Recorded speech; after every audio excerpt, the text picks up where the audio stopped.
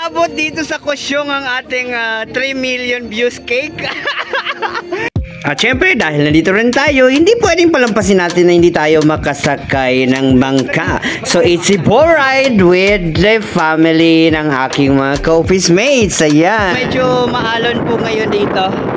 Malakas ang hangin.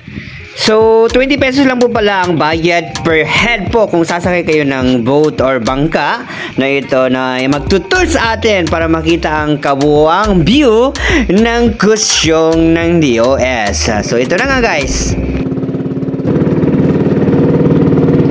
Dalawang bangka po ang aming renentahan that time, and of course nasa kabilang bangka po, yun po sila Sir Sala at ang kanyang misis at ang kanilang only kid or child. Ayan. Uy, ala, ala, ala. Uy, ala, ala. Uy, ala, ala. Uy. Wala, ay. At dahil masyadong mahangin po sa time na ito, is grabe talaga guys, nakakatakot. Sobrang parang tinatapon ka po sa tubig ng bangka na parang feeling nyo talaga ay lumilipat at nakuhulog kayo sa bangka.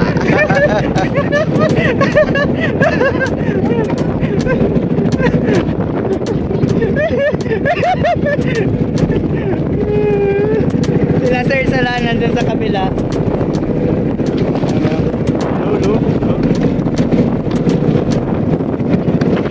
Grabe. Very intense pala yung rides dito ng bangka ni Kuya Den.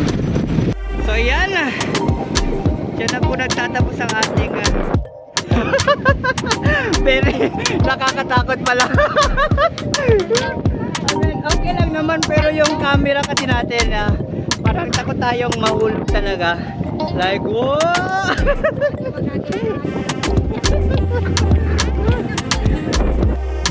Guys, grabe pala. Subukan nyo sumakay ng bangka dito paghapon. Like ganitong medyo windy po, no? Kasi grabe, nakakatakot po pala talaga. Very extreme po yung so, ayun guys, no? Grabe pala yung pagsakay ng bangka dito. Pag ganitong sobrang lakas ng hangin. Kita nyo kahit ang kulot ko, nagmo-move ng buhok ko, no? Ayan, as you can see. Grabe, like parang mahuhulog po kayo sa tubig, no? So, dito po tayo sumakay. So, it's 25 to 30 pesos. Depende po sa dami po ninyo. So, pwede naman makatawad na kuya.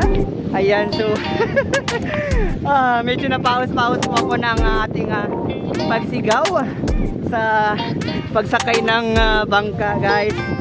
Grabe. Sulit na sulit ang time sa pagsakay dahil very mag-i-enjoy po talaga kayo. So, you must try this po dito sa Happy Beach Resort.